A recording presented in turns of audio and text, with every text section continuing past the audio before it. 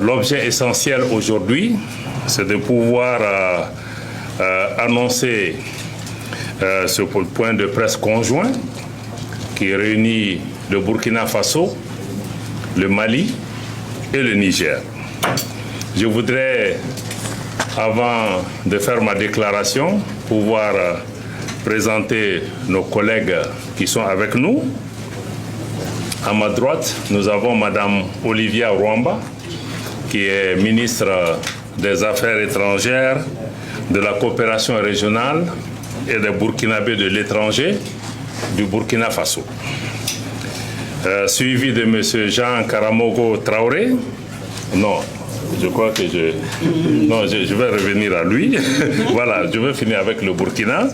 Donc, de M. Jean Karamogo Traoré, qui est à l'extrême gauche, qui est le ministre délégué au ministère des Affaires étrangères, de la coopération régionale et des Burkinabés de l'extérieur du Burkina Faso, spécialement chargé de la coopération régionale. Ensuite, nous avons une délégation de la République sœur du Niger, conduite par le colonel Abdourahmane Amadou, ministre en charge de la jeunesse, des sports et de la culture, porte-parole du Conseil national pour la sauvegarde de la patrie, assurant l'intérim du ministre des Affaires étrangères de la République du Niger. Aussi, membre de cette délégation de la République du Niger, le colonel Sani, ici à ma droite, qui est le secrétaire permanent du Comité national pour la sauvegarde de la patrie de la République du Niger. Et pour la République du Mali, nous avons le colonel Sadio Kamara, ministre de la Défense et des anciens combattants, et moi-même, Abdoulaye Diop, ministre des Affaires étrangères et de la coopération internationale. Nous avons cette délégation aujourd'hui l'honneur, au nom des plus hautes autorités du Burkina Faso, du Mali et du Niger, d'annoncer la conclusion d'un important traité par nos trois pays, notamment à travers son Excellence le capitaine Ibrahim Traoré, président du Faso, chef de l'État du Burkina Faso, son Excellence le colonel Assimi Goïta, président de la transition, chef de l'État du Mali, et son Excellence le général Abdourahmane Tchani, président du Conseil national pour la sauvegarde de la patrie, chef de l'État de la République du Niger, traité dénommé comme il suit. Charte du Liptako Gourma instituant l'alliance des États du Sahel entre le Burkina Faso, la République du Mali et la République du Niger. Le gouvernement du Burkina Faso, le gouvernement de la République du Mali, le gouvernement de la République du Niger, ci-après dénommés parties contractantes, réaffirmant leur attachement à la légalité internationale et régionale, consacrée notamment par la Charte des Nations Unies, l'acte constitutif de l'Union africaine et le traité révisé de la CEDEAO. Convaincus de la nécessité de poursuivre les luttes héroïques menées par les peuples et les pays africains pour l'indépendance politique, la dignité humaine et l'émancipation économique. Fidèles aux objectifs et idéaux de l'autorité de développement intégré des États du Liptako Gourma. Guidés par l'esprit de fraternité, de solidarité et d'amitié, engagés à renforcer les liens séculaires entre leurs peuples, déterminés à exercer pleinement et à veiller au respect de la souveraineté nationale et internationale, résolus à défendre l'unité nationale et l'intégrité des États respectifs, considérant les menaces multiformes à l'espace commun aux trois pays, conscients de la responsabilité de protéger les populations civiles en toutes circonstances, rappelant le droit naturel des États à la légitime défense individuelle ou collective, sont convenus de ce qui suit. Article 1er. Par la présente charte, dénommée Charte du Liptako-Gourma, les parties contractantes instituent entre elles l'Alliance des États du Sahel, en abrégé AES. Article 2. L'objectif visé par la charte est d'établir une architecture de défense collective et d'assistance mutuelle aux parties contractantes. Article 3. Les parties contractantes mettront en place ultérieurement les organes nécessaires au fonctionnement et mécanismes subséquents de l'Alliance et définiront les modalités de son fonctionnement. Article 4. Les parties contractantes s'engagent à lutter contre le terrorisme sous toutes ses formes et la criminalité en bande organisée dans l'espace commun de l'Alliance. Article 5.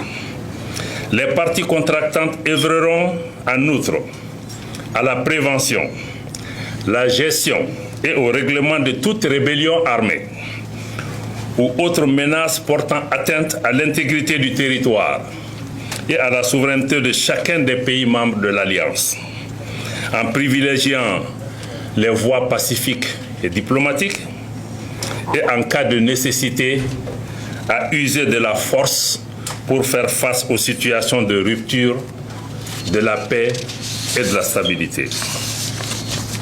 Article 6. Toute atteinte à la souveraineté et à l'intégrité territoriale d'une ou plusieurs parties contractantes sera considérée comme une agression contre les autres parties et engagera un devoir d'assistance et de secours de toutes les parties, de manière individuelle ou collective, y compris l'emploi de la force armée, pour rétablir et assurer la sécurité au sein de l'espace couvert par l'Alliance. Article 7. L'agression, telle qu'évoquée à l'article 6, comprend également toute attaque contre les forces de défense et de sécurité de l'une ou plusieurs parties contractantes, y compris lorsque celles-ci sont déployées à titre national sur un théâtre d'opération en dehors de l'espace de l'Alliance. Toute attaque et en tout lieu contre les navires et aéronefs de l'une ou plusieurs parties. Article 8. Les parties s'engagent à ne pas recourir entre elles à la menace, à l'emploi de la force ou à l'agression, soit contre l'intégrité territoriale ou l'indépendance politique d'une partie. À ne pas faire de blocus des ports, des routes, des côtes ou des infrastructures stratégiques d'une partie par les forces armées. Ne pas, à partir d'un territoire mis à la disposition par une partie, perpétrer des attaques ou des agressions contre une autre partie ou des États tiers. Ne pas, à partir du territoire d'une partie, permettre à des groupes armés, des forces armées irrégulières ou des mercenaires perpétrer des attaques contre un pays du champ. Article 9.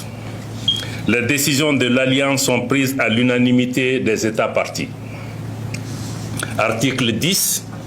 Le financement de l'Alliance est assuré par les contributions des États parties. Article 11. La présente charte peut être ouverte à tout autre État partageant les mêmes réalités géographiques, politiques, socio-culturelles qui acceptent les objectifs de l'Alliance. La demande d'adhésion est acceptée à l'unanimité des États parties. Article 12.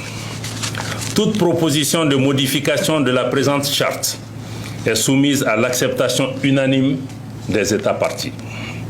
La demande de modification doit être notifiée aux autres États parties par la voie diplomatique, moyennant un préavis de 3 mois. Article 13.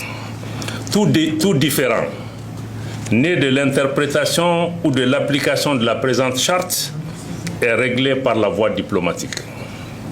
Article 14. La présente charte peut être dénoncée par toute partie contractante.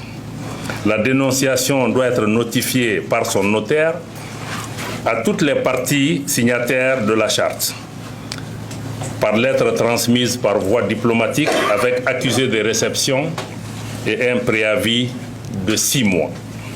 Article 15. La présente charte sera complétée par des textes additionnels en vue de la mise en œuvre des dispositions prévues à l'article 3. Article 16. Les parties acceptent les termes de la présente charte qui entre en vigueur dès sa signature par toutes les parties. Article 17.